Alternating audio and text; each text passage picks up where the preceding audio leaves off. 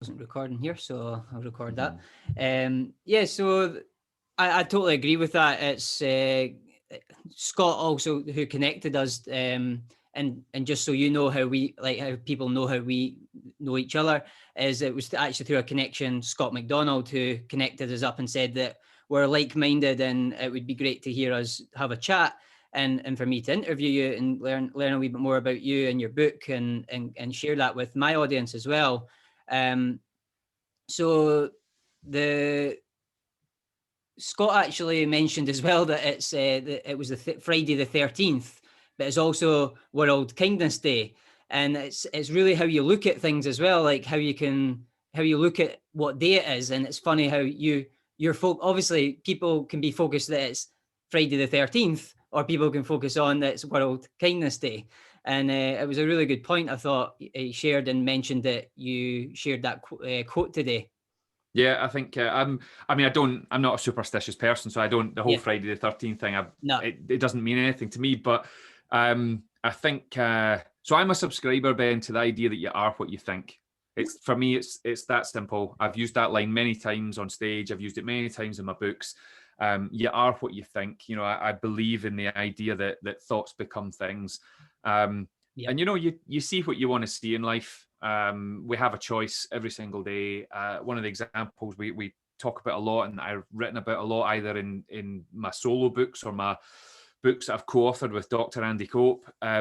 You know, this idea of Mondays. You know, it's the oh, there we go, Shine. Yeah, written by myself and my pal Andy. But you know, we talk in Shine about Mondays and how, you know, a Monday's a seventh of your life. You know, there's people out there will spend a seventh of their life slightly less happy because it's Monday. Like, Monday blues. you Yeah. know, yeah, I mean, if anybody's out there losing their Monday to the fact that it's Monday, we need to change that shit up. You know, if you lose your Sunday because tomorrow's Monday, then that's even worse. So, you know, people have invented things like Blue Monday. You know, it's the third Monday of every January. It's considered to be the most unhappy, most depressing day of the year. Of course, it's nonsense. As I write about, it was invented by a marketing company for a well-known high street travel agent, you know, back in the early 2000s to convince people like you and I to part with our cash and book holidays. But what did we do in the UK? We embraced it. Why? Because we love it. We love it. It's another chance to moan and complain and criticize. So I think, you know, the mindset is our mindset as humans is a wonderful thing. And like I say, I believe you see what you want to see. And there's an awful lot of people out there choosing to see things that are very negative, you know, or self-critical. And I'm not saying it's easy to switch that around. It can take days, weeks, months, years to change our mindset. But for me, it's worth the effort. Yeah. Yeah. The in the book Life Will See You Now, which I'm almost complete. I've been working my way through that, and your book Shine. In Life Will See You Now, you mentioned when you were getting the opportunity to be picked for the pantomime. I wanted to actually see it for real, how quickly you could lift up your arm. Mate, I just did it. You were too slow. All right. Okay, I see. Your eyes didn't move quick enough. It's right. full on ninja speed over here. Right. Okay. you're good then. Thanks, man. How do you overcome and how did you overcome and conquer the sort of shy inner child that you talked about after that experience of the pantomime, and not basically blowing your opportunity for a lifelong dream to be picked, and then kind of knocking your confidence? How did you you carry that with you, like you say? And I related to that a lot because I carry a lot of that through some hardship at school and the beginning of my life not going as well for me as I would have liked. And I took a lot of knocks in my shoulder like through my childhood as well. So I really related to that point you shared there. How did you overcome, conquer, or how do you because you say you bring that knock with you through your life as an adult as well. How do you constantly face that, overcome it every day?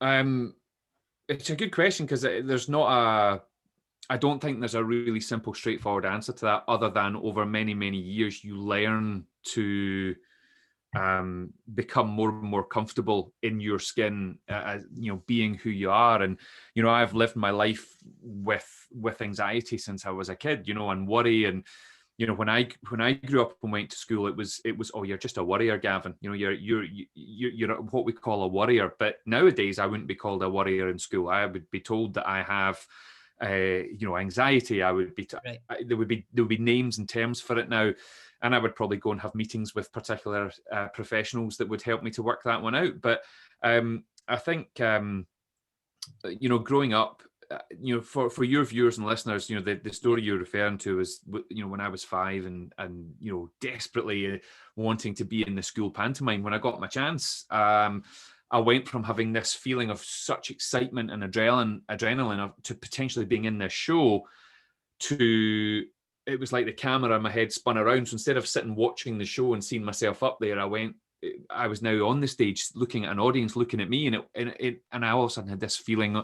Well, I had a feeling that I'd never experienced before. I know now it's anxiety and fear and things like that, but at the time I had never felt it quite at that height. And I'm like most humans. I have a kind of low level functioning anxiety most of the time. We all do. We have to. It keeps us alive. We need anxiety in our lives. But every now and then it explodes and it functions at a high level, and my brain breaks a little bit, and I struggle with that. But I think my passion to and my purpose, if you like, to get out there and help people and support people, I think is the thing that's taken me through it. Because I left home, I went off to train as a primary school teacher for 4 years. It was putting me up in front of an audience every day, where my job is to help and support and nurture and inspire and instill belief in these young people's minds and hearts, all the way through to becoming a trainer, to becoming a keynote speaker, to, and then in amongst all of that, traveling the world doing stand-up comedy, which was my absolute dream, and I've managed to fulfill some huge ambitions during that time, whether it was Melbourne Comedy Festival in Australia, the Fringe, gigs in London. We won one of the big awards at the Fringe, and so on and so on. But throughout this whole time, I'm that guy that is pacing up and down backstage thinking, why am I doing this? I could have a normal job. I could turn up 9 o'clock, sit in front of a screen. That's funny because that's actually what I do now that COVID's hit. But I leave. I could leave at 5 o'clock and switch off and not worry about it and go home and be with my wife and kids. But that's not who I am, Ben. I have this absolute underlying need and want and desire to get up in front of people and put smiles on their faces, make them laugh, and make them help them to feel great, and help to challenge their mindsets and their attitudes to help them to go and do some great stuff. And I've been very lucky that I've been able to put that into the books now as well. But I think in terms of how I deal with it, I just keep going. I think you have to just keep going. I think it's too easy to. Don't get me wrong, we can all have our down days, and it's okay to have them. One of the lines we wrote in Shine was like, welcome them in, show them round, just make sure you show them the door again, or else they stay and they live with you these days. So it's a case for me of keeping going, surrounding myself with upbeat, positive, supportive people. I've removed a lot of arseholes out of my life, surround myself with good people, and I run a lot. And that helps massively. So I have no idea if that answered your question or not, but there you go. There's some really practical bits in there that I think some the listeners can take away, and like I would highly recommend running as well. Like I've had some anxiety as well, and it's a strange one, from like being a confident person to having anxiety, thinking what, like kind of like what you described as like almost confused about what that is, and no one really telling you, like explaining to you what it is, and you've kind of figured out later down the line when you look back, actually I think I was anxious then. And running's massively helped my sort of mental health, and I know it does that for. I'm part of the Kirkcaldy Wizards running club, and they all swear down by running as well.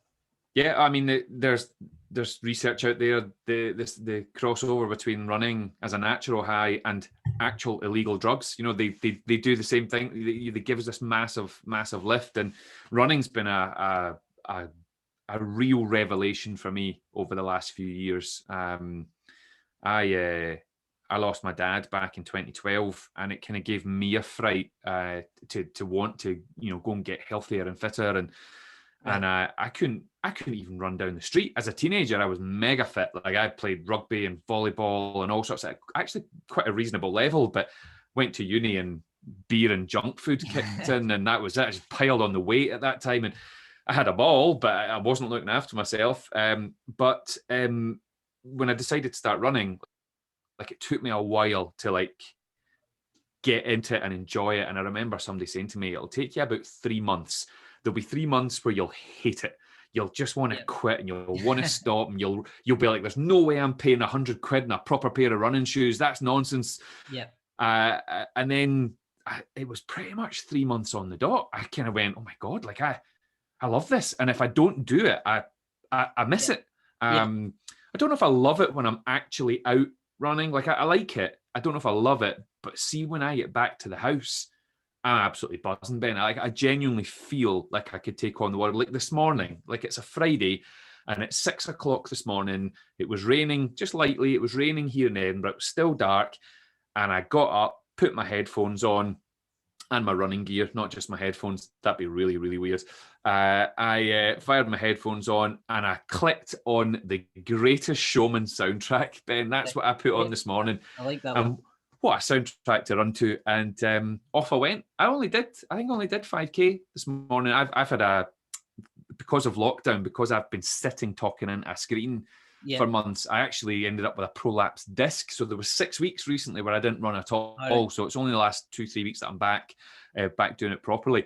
So I did a 5K this morning, and honestly, set me up for the whole day. My brain was absolutely buzzing, all sorts of ideas popping in my head. I'm currently writing, I'm writing two books at the moment, and all of a sudden I worked out the title for one of them, and it's been doing my head in for months. And it came to me this morning whilst running. I was like, yes. I actually stopped and put it into my phone, and then off I went again. So, no, running's worked wonders for me, and I'll be keeping that going for as long as I physically can. Yeah, good stuff. I seen that you did a marathon and everything, and it was dedicated to your dad, and I followed that story. So I was meant to do it again this year in London, but of course it got cancelled. So I have deferred to next year. So it's October though. Next year, so that's the training needs to start again, because I was right up at the 18-19 mile mark in my training for doing it in, well, pre-COVID obviously, and then because of my prolapsed disc and been out for weeks, like even running that 5K this morning, like there's no way I could do 18-19 miles right now. I could maybe do 5 miles at a push, so I've got all that to go again, but I love it. It's brilliant. Yeah. High five to that. I've got a good running habit in as well. I avoided the rain this morning, did a 5K on the treadmill, but I was absolutely sweating it. So I'd probably pick going out in the rain the next time, because I don't know what's worse. Nothing better. There's nothing better than being out in the rain. I hate running in the wind, but a little bit of rain. In fact, not even a big bit of rain. I love it. It's great. I remember when I used to play rugby when I was a teenager. I always remember thinking, playing rugby in the rain, even though it's annoying with the ball slipping about, it's the best weather, you know. Love it. It's good. Yeah, it's actually an advantage of living in Scotland, having like running in the rain and like outdoor football. So and the slide tackles. That something you mentioned before. You said being comfortable in your own skin.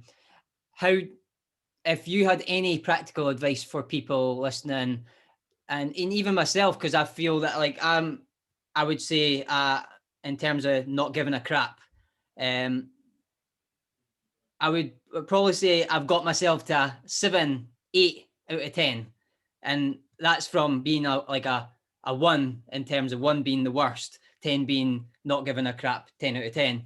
I'm at about an 8. So like, how do you get to do what level are you at, and what tips would you give people to work on that? Yeah, so I don't even know if I'm doing as well as you sometimes, to be honest. I mean, I talk in Life Will See now about imposter syndrome, and I definitely have it.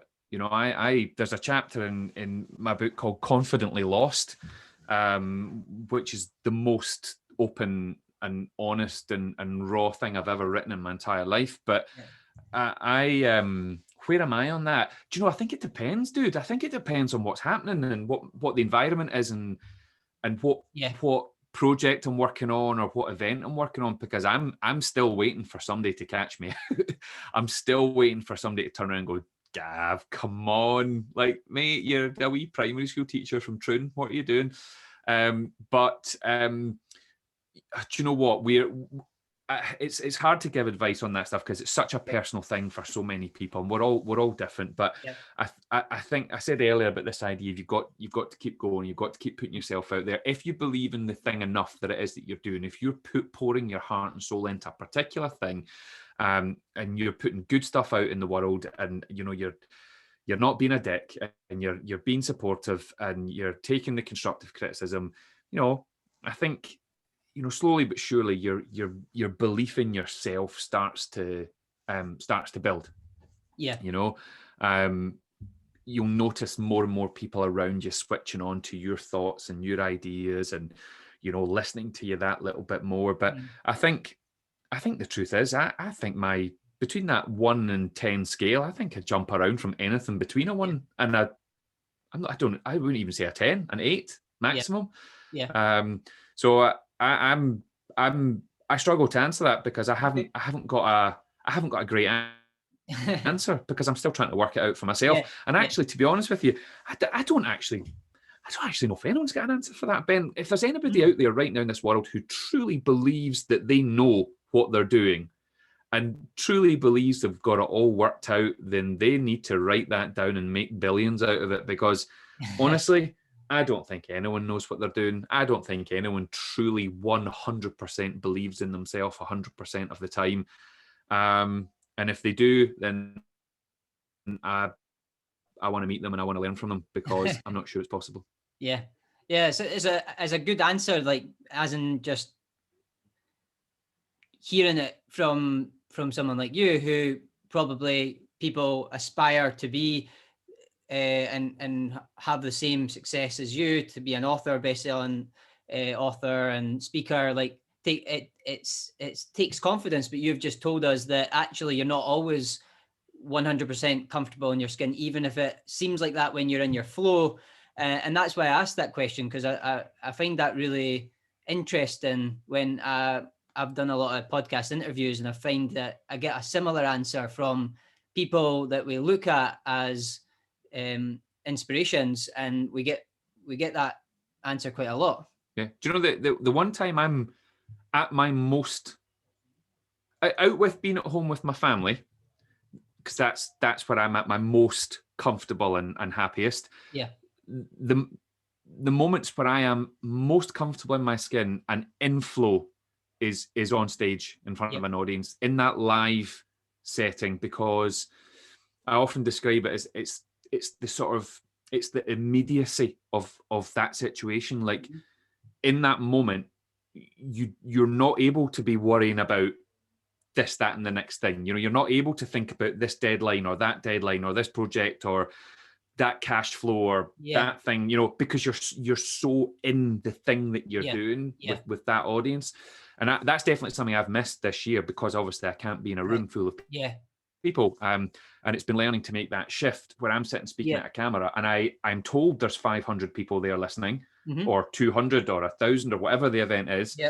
I can't see them. I don't know if they're there, but I can't hear them. I can't feel it. I've just got to go for it. But that is when I'm absolutely, again, like say out with when I'm at home with my family, that's when I'm at my absolute happiest in that moment. And it's funny because, you know, all the years I spent on the comedy circuit, it's amazing how many comedians I know and have worked with who are in real life very shy, socially awkward, uncomfortable in the limelight kind of people. Put us on a stage, we come to life. So yeah, it's a strange one, but it's actually, I think it's quite common. Yeah. Yeah, so it's like in your sort of natural talent, when you're put there, that's where you shine. Where you feel present in your flow is when you've not got a chance or moment to think about confidence or the future or the past.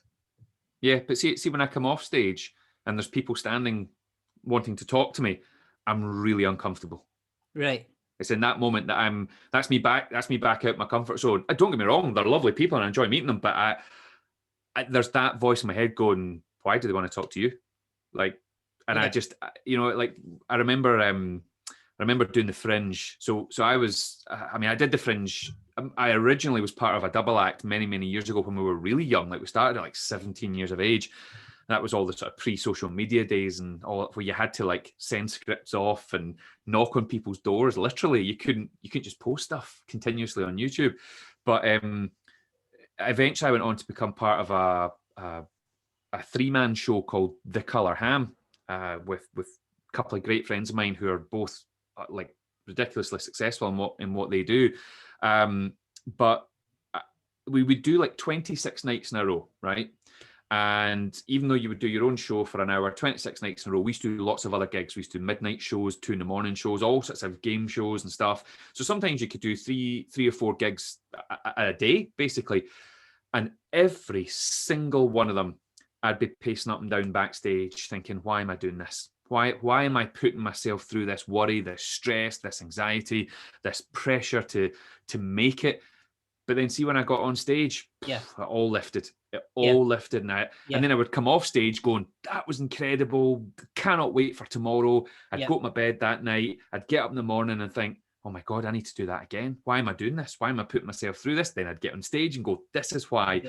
And it was this continuous thing. And I still have it, Ben. I still have it. I mean, I'm missing a live audience. I mean, you cannot replace a live audience. And I am missing big rooms full of lots of people.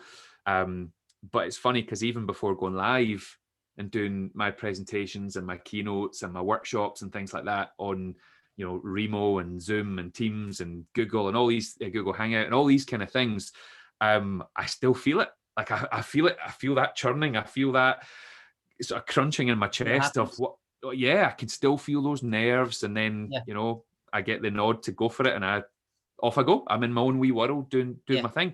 It just so happens now I do it in my house, which is very odd.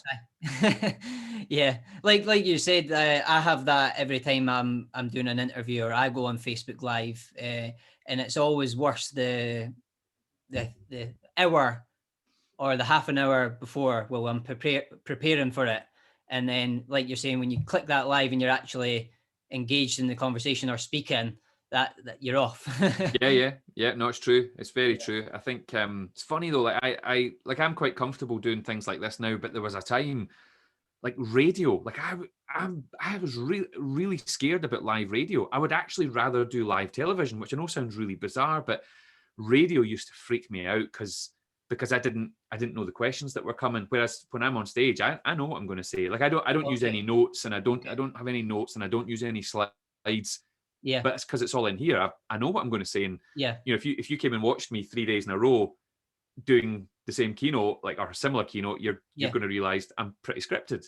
Okay. But that don't get me wrong, I go off on crazy tangents all the time, but I always have my base point that I come back to. And whereas you put me on a radio show and I'm like, I like terrified because it's hard to prepare, Yeah.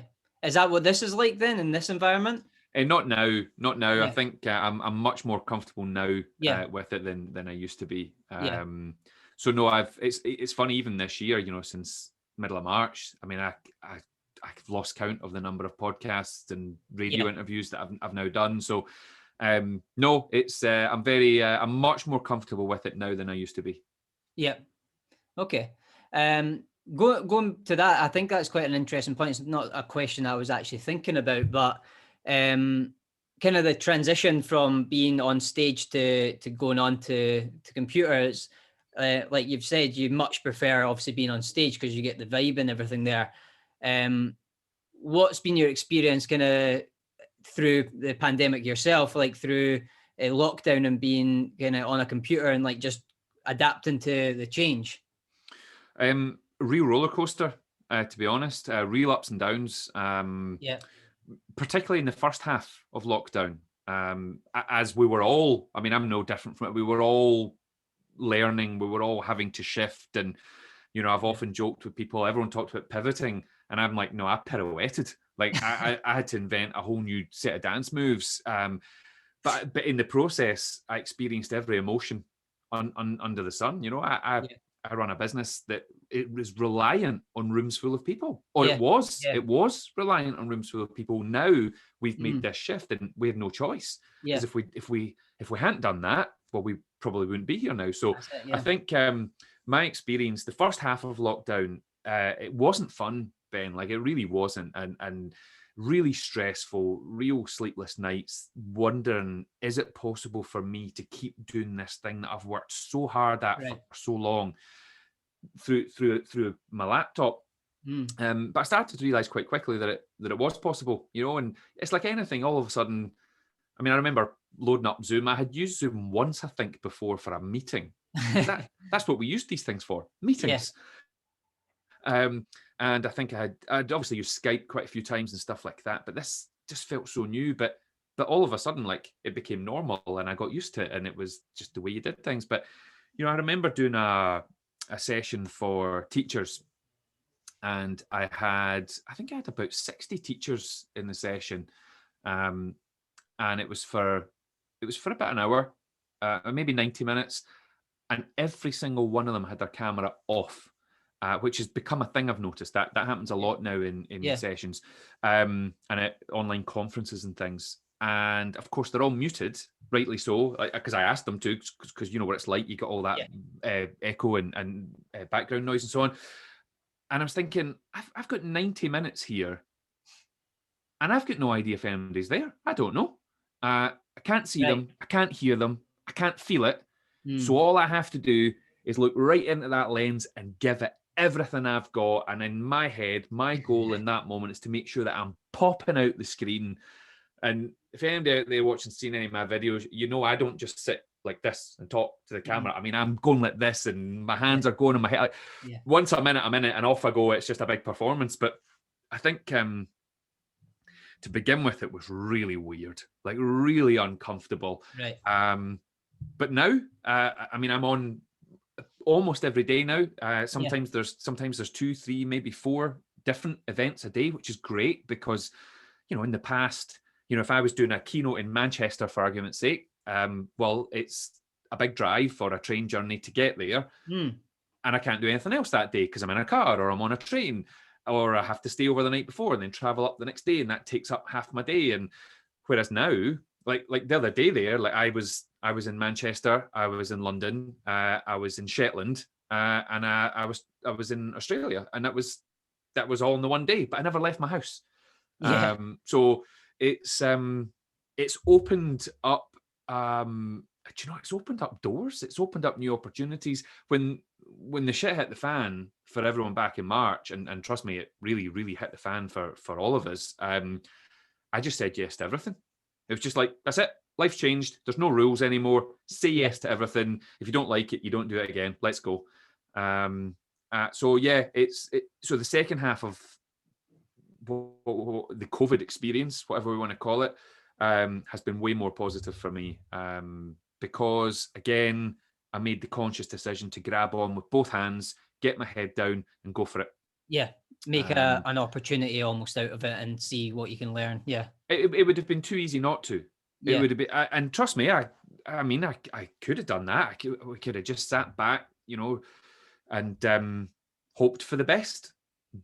But that wouldn't have worked, and I know now it wouldn't have worked. And we made some tough decisions as a business, and we had to knuckle down and make it work. And I'm really glad we did, and we did it fast, and we did it quickly, and it wasn't easy. There's been blood, sweat, and tears this year, but then there's a lot of companies have had way more of a struggle than us. But you know what? I think there's light at the end of the tunnel now.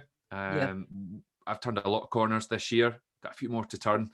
Somebody described it to me the other day.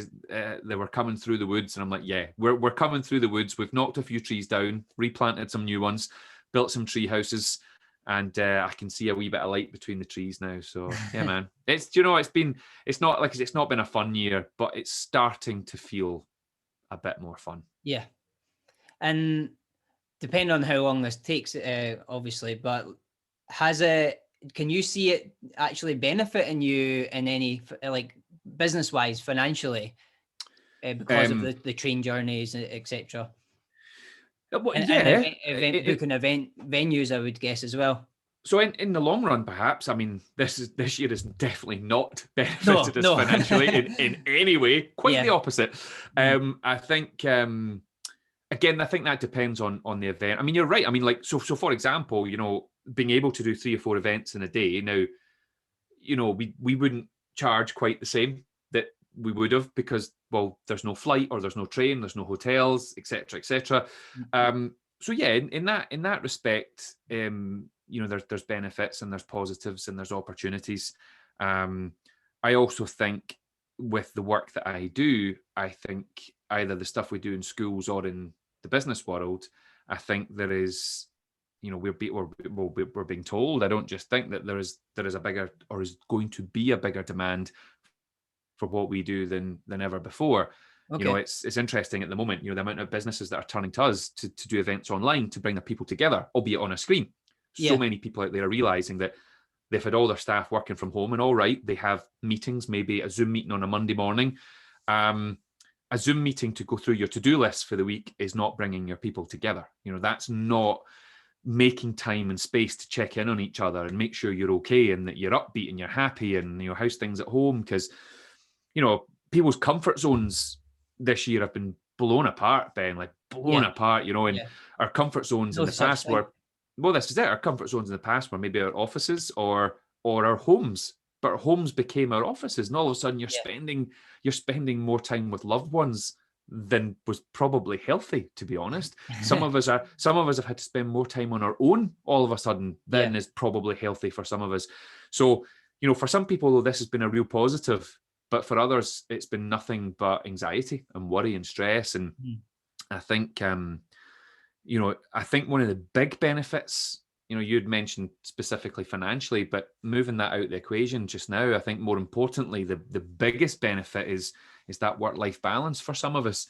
The absolute highlight of my 2020, Ben, is that I get to walk my daughter to school every single morning. But actually, maybe not every morning. Like, if there's early morning events, then I can't. And I'm lucky that I've got a mother-in-law around the corner who can help with that. But that's been the highlight of my year, is the fact that I see my kids in the morning. My son's at high school now. He's not going to want me to walk him to school. But I see them in the morning. I am home when they come home. We sit and have dinner together, which we rarely used to get to do because I was away so much, traveling on the road or out the country. I see my wife way more than I did. That for me is the benefits that are coming out of what's happened. There's a wee bit more time in the morning to run. So I think it's important that, as awful as this year's been, and my God, has it been awful, there are opportunities to see positives. And again, for me, this is mindset. This is a choice. I can either wake up every day and stress myself out with what's happened to me this year in my business, or I can look at it and go, do you know what? This has forced me to change the way I do things. This has forced me to reflect on me and what I want and what makes me happy. And what makes me happy, Ben, is not things, it's experiences. It's not the financial side of it. It's the experiences. And I mentioned at the start this idea of do less and be more. It's made me realize just how true that actually is. That's really, really good lessons you've learned from all of it. So that was actually a question I was going to bring up about how you found when you were doing the events more. Obviously, I could adjust the question slightly, but how did you find, like, I find this hard myself. I work really hard. I'm an entrepreneur. I do these interviews. I do talks. I've been into a couple of schools and things, and I have that same drive as you to give and, like, be a light and help people. how do you balance that urge of the ambition with your family life, seeing you have children as well. What age are they? So my son is 12. He's just started high school in August, and my daughter turns 9 on Monday. 9, yeah. So it's a tough balance. Yeah. So I've got a 1-year-old and a 3-year-old, and like, you'll know what it's like trying to balance all that. It's how have you managed it? And I know, like, just as you said, don't try to be perfect in the book. Yeah. And Life Will See You Now, you said something along the lines of, don't try to be perfect in all areas of your life, it's just impossible. And how did you get to that sort of realization? And how do you balance all of it? So, or how did you, now that it's kind of happened for you in a way? So, well, yeah. So if the question is how did I balance it, I didn't. Yeah, or really poorly is maybe the answer. So it's funny because the year our first child was born, our son was born, is the same year that we decided to buy our first house, and the same year that I bought my first business. And when I say I bought my first business, I was an employee in the business and led a buyout. It's a lot to do when you have a child coming, and I also we just started up The Colour Ham, which as a show just took off way quicker than we were expecting. It was meant to just be 3 great pals having a laugh who had dabbled in the live entertainment world before, and it just got too big too quick. And so that in the mix with the family side of things, I got it wrong a good few times. As you're coming in at 3 o'clock in the morning from doing the Fringe, but then having to be on the road at 6 o'clock in the morning to go and deliver a workshop in a high school, as I was doing back in those days, mostly was tough. I'm very lucky that I have an amazing wife who kicks my ass when I need to be told, we need to see more of you, or, it was funny, even just in October there. So my wife, Ali's amazing. She's a deputy head teacher of a huge high school, and my kids are amazing. And obviously they had a week off in October. And with what's happened this year, I've not had a day off, just with everything that's going on this year. And my wife Ali had said to me, are you going to get some time off? And I was like, I don't think so. And I remember the look she gave me, and she said, well, maybe we need you to have some time off. And I was like, oh yes, there's the reminder. Yep. Yeah. And I shouldn't have to be reminded, but of course this year's been so upside down, and yeah. My brain's just had to go into it to, it's pure survival mode for any of us, this year. So those wee moments come as a stark reminder that even now, after all these years, there's moments where I am not doing less and being more, to go back to that piece of advice from the start of our discussion. So yeah, to answer your question, I'm definitely better than I was, and I've learned a lot, but I've learned a lot from getting it wrong. My kids are only young once, and I'm not proud to tell you that I missed most of the sports days. I wasn't there for my son's first day of school, and that's because it was the early days of the business, and I was on the road, trying everything I possibly could to make sure we could make it work, so that I could provide for my family and give us the best life possible. But as I mentioned earlier, I've got to a point now where I've realized that actually my happiness doesn't lie in things. It's lying in experiences, and those experiences are the experiences I'm having with my family. And it's been 2020, it's been dreadful, but do you know what? In many ways, as we were discussing, there's real positives have come out of it. And it's reminded me that it doesn't matter who you are, what you do, family comes first. And if that means you have to start saying no to some things, well, then you start saying no to some things. Yeah. And like you're saying, like the whole sort of 2020, like, it's how you look at it. It's like kind of like it's Friday the 13th or it's World Kindness Day. It's how you look at it as well. Yeah, absolutely. Oh, it's all a choice. It's all a choice. If you want it, the one we used earlier, if you want to dread Mondays all week, cool, fill your boots. Just don't tell me about it, because I don't want to know. I don't want to be surrounded by somebody who's just moaning continuous about the fact it's Monday. It's again, you are what you think. Yeah. Yeah. So I've got a question from Scott McDonald. I'm just going to read it out because be best to just get his words. So Scott is asking, with the current pandemic, many people are now out of work. Feelings of anxiety, nervousness are at the high. What would you say to help them? And he's got a second question. Cool. This has been a tough year for so many. There's absolutely no getting away from that. That fear and anxiety that Scott's talking about. I mean, I felt it back in March. We lost 150 events in 72 hours, Ben.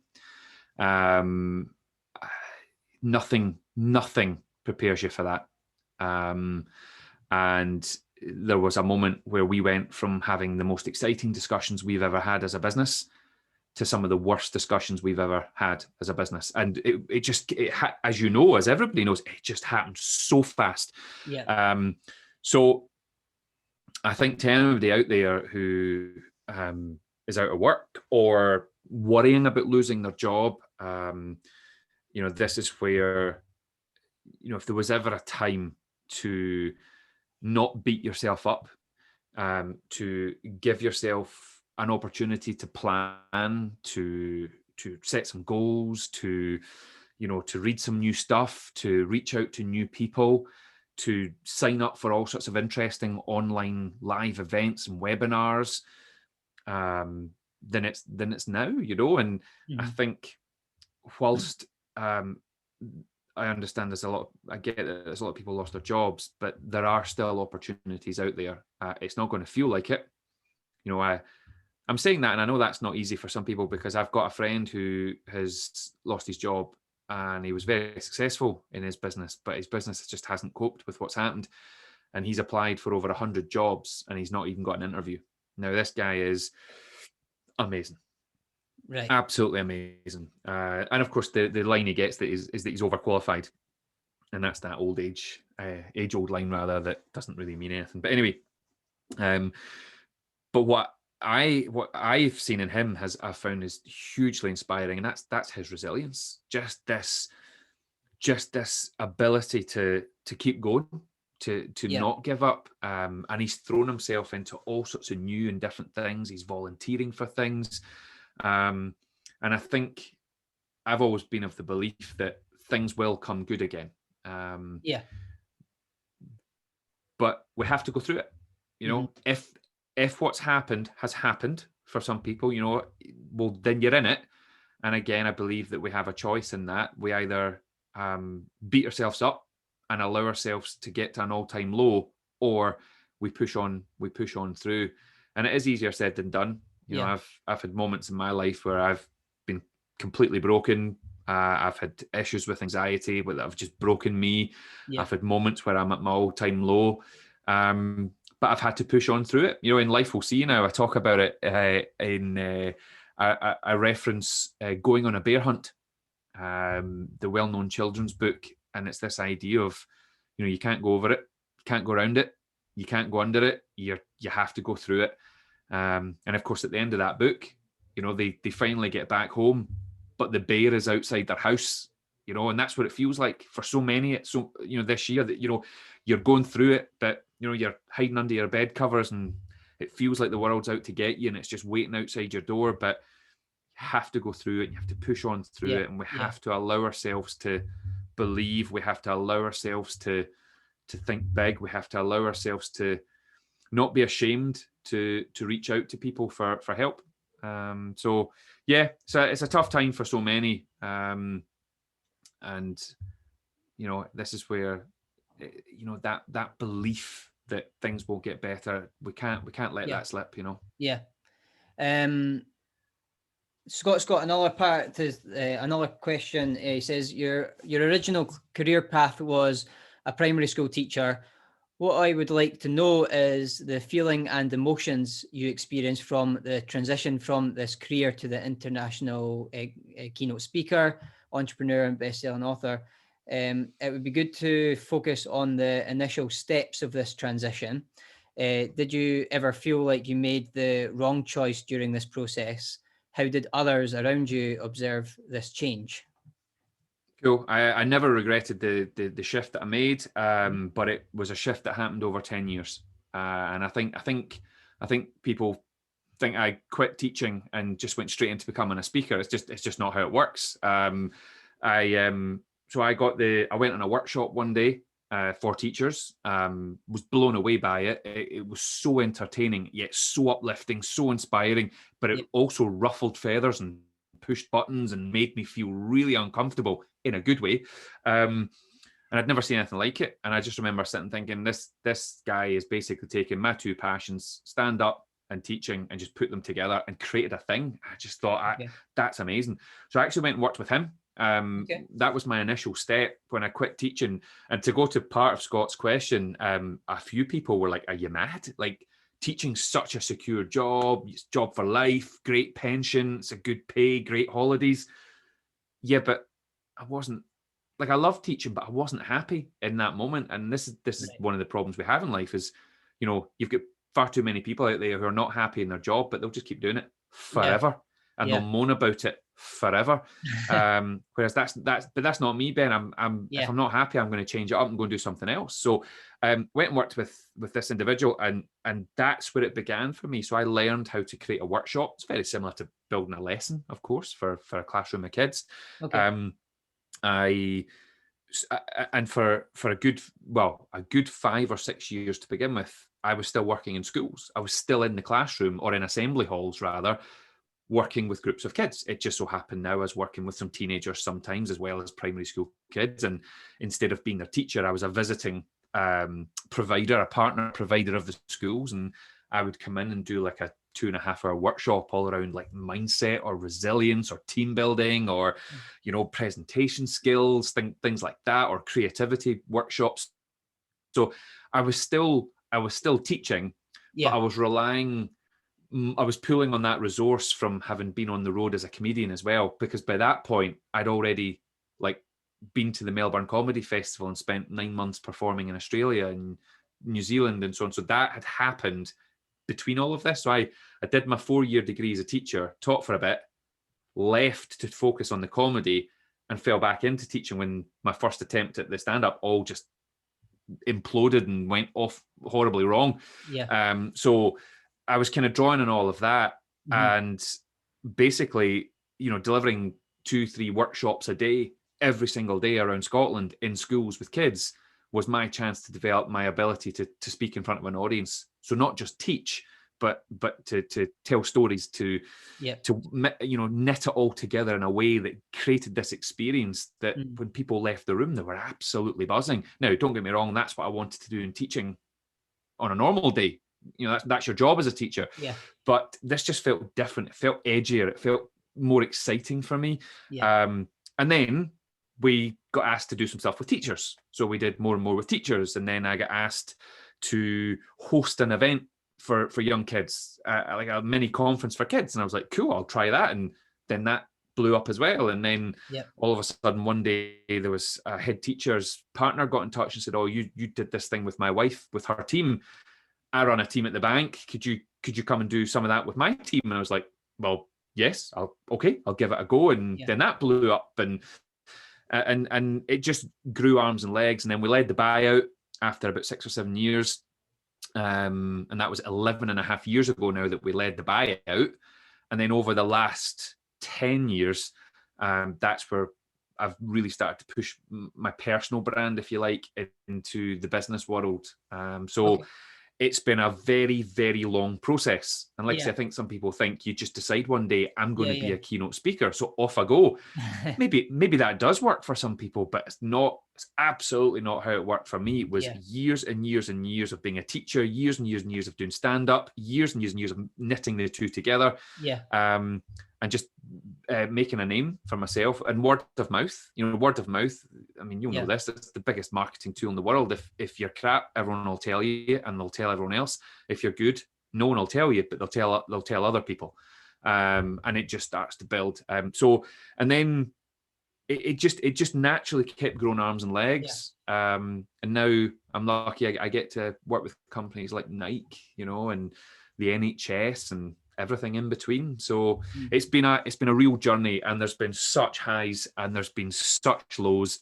I've got it so wrong at times and so right at other times, and I don't really expect that to change, if I'm being honest. I think I'll keep getting it right at times and keep getting it wrong at other times, but I've stayed true to me, Ben. I just got up there, I do my thing, I say what I believe. I'm not everybody's cup of tea, and I am now more than comfortable with that. In fact, I think, see if everybody likes you, I think something's wrong. Yeah. It's, I think that's like one reason why your books are so successful, because like I actually meant to warn the audience that there might be some swearing, there might be a lot of laughter, and like it's not like, this is called Ben's Business Podcast.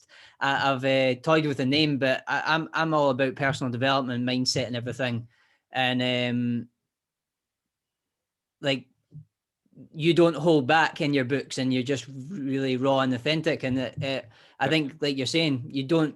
That's why I asked the question as well, like, what makes you not care? But it's not really that you're not really thinking about that question. You're really just being, like you say, being yourself. Well, in Life Will See You Now, I address this thing about how much you care about something, and or how much you give a F word.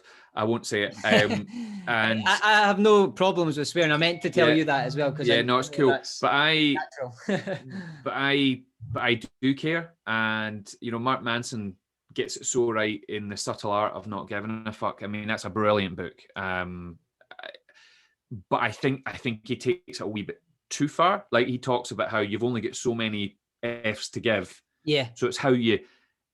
I agree with what he's saying, but I actually think right now in the world we need to give a few more. Yeah. In the world about certain things, and this the way I come across in my books and the way I come across on stage. There are people out there who are like, oh, I just love your attitude. You just don't give a fuck about that. No, I do. Like, I really, really do. Like, I care deeply about a lot of things in the world and a lot of issues. In fact, some closest to me would probably say that I care too much about things and about people and all sorts, and which is probably partly why I have these run-ins with anxiety. I take on a project, it becomes my life, I throw myself into it 1,000,000%, I care about it so much that I then worry about it, I worry about everybody else involved in it, I try and help everyone all of the time, and then my brain breaks for a while, so I think it's okay to care a lot. If however you care so much about something and you invest so much of you in it that it makes you unwell, and I've been there, that's not healthy. That's been, and I think that's where saying no to some people comes in as well. There's an awful lot of people out there don't know when to say no, and as I say in the book, if you need to save yourself, well, then you need to save yourself, and that might, by the way, that might be saying no to certain family members. Because actually that family gathering makes you feel unwell because it's stressful. It might be a close friend, it might be a colleague. So yeah, that's a very strange answer to your question. I've gone round the houses with that answer there, but hopefully it makes sense. Yeah, I read that chapter in the book, and what was it you said? I don't swear much, so it'll be unusual for people to hear me swear, but give a fuck, but only about the things that set your soul on fire. Save your fucks for magical shit. I thought that was like, that really stuck with me. Do you know, I'm so proud of it. I love it. Save your fucks for magical shit. Yeah, I have nothing to add to that. I think that says it all beautifully. Whoever wrote that's a genius, Ben. Yeah. It's a great book, and it's, to be honest, like I read a lot of books. Like, I've got bookshelves all over the place, and it's one I've seen you speak at Chris Marr's Content Marketing Academy through a business conference, and it was like very different compared to all the other businessy, conferencey speeches. So yeah, it's something I don't think a lot of people with interests like me would actually read. Although I've been getting very into, like, I'm a fan of Jim Rohn, and I do like comedy and things. So like, as soon as I seen your speech, I knew that it was something. I seen a lot of what you. I love the fact that you bring fun to personal development. It's or self-help. It's needed, because it can all just be too dry and corporate. Oh yeah, And there's so much rubbish out there, so yeah, much rubbish. yeah, And by the way, I know some people think my books are rubbish. Again, I'm comfortable with that. It's fine. But I think, I mean, there's the self-help world's amazing. Personal development and professional is amazing. I love it. yeah, There's so much amazing stuff out there, and amazing women and men who are creating incredible stuff right now. But my goodness, I mean, there is stuff out there. I can't. I struggle with a lot of it because it's so textbook, it's so corny, it's so cheesy, it's so patronizing. yeah, But for anybody out there who's looking for books to go read, I mean, take the time to go and seek out the stuff that sets your soul on fire, because there's great stuff. I just took an order day before yesterday of delivery of a book called Into the Magic Shop. I don't know if you've seen or heard this. I've heard of it. I hadn't heard about it until just about a week ago, and I'm so excited. It's about this neurosurgeon who's showing the link between the mind and the heart, and I'm just like, oh, this is right up my street. The fact it's called Into the Magic Shop, I'm like, yes. I haven't read it. It might be awful, but when you find that book that is just different, and it's up your street, and I always remember. Do you remember Gail Porter, the Scottish TV presenter? Gail has had huge challenges over the last few years with her own mental health and so on. And I saw a documentary about her, not the recent one that was on, but one a few years ago. And she said, when it comes to personal development books, she loves them because they give her permission. And I loved that. I didn't know what it meant at the time until I read Tuesdays with Morrie by Mitch Albom, which is my absolute, that was a game changer for me. And then I read The Art of Being Brilliant by Andy Cope. And that's how I eventually got to know Andy, because I stalked him. And then ended up writing a book with him, which was dream come true moment for me. But those books gave me permission. They set my soul on fire, Ben. And I just remember thinking, oh my God, this is the world for me. Yeah. Yeah. I remember that moment as well. Listening to an audiobook in my car, and it was like Jim Rohn, and I'm sure I've listened to that about 40 times, just over and over. Because like you're saying, that idea of giving you permission to like be who you actually are. And like ever since, like I had those moments, like your album, I had that with an audiobook when you were sharing that in the book, in your book. I had that with not an album, but I was actually relating that to I think it was Take Charge of Your Life by like a really 80s classical audiobook or audio CD or tape that my dad gave me when I asked him what would you recommend. And he had his big massive bookshelves in his office, and he gave me that, and that was the thing that set me on fire. And do you know, I think if I can link that back to the question earlier about people out there who have lost their jobs or are worrying about losing their jobs, or just have that added health concern around COVID at the moment, I think, these books, these audio books, and all these amazing podcasts out there, they're a great shout for anybody that's struggling with anything at the moment. I mean, there really is some amazing people out there who. It's amazing how these things can lift you out of a very, very dark place. So so for anyone, just to go back to that question, there's already a few good recommendations there from yourself and me there for books like Tuesdays with Morrie and things like that. It's worth grabbing. You'll find it for like £4 on Amazon. Like you now. Well, yeah. This is where I need to get better at promoting my own books. I'm plugging for you. Yeah. I'll take it. I'll take it. I'm always. It's funny. I always talk about other people's books, and the amount of people like, you didn't mention your books. I'm like, yeah, damn right. because they're actually all here around me. I could pick them up and I could fan them out right now. I'll you know, I might as well get in on the action. There's Life Will See You now right there. But yeah, I think there's some great stuff out there. There really is. Yeah. Let's save it there. Thanks for everyone who joined us on Facebook Live. I hope you enjoyed all the questions and answers that Gavin's answered. Thanks for your time, Gavin. This has been a lot of fun. No, appreciate it. Thanks, man. Yeah. I'll just stop that.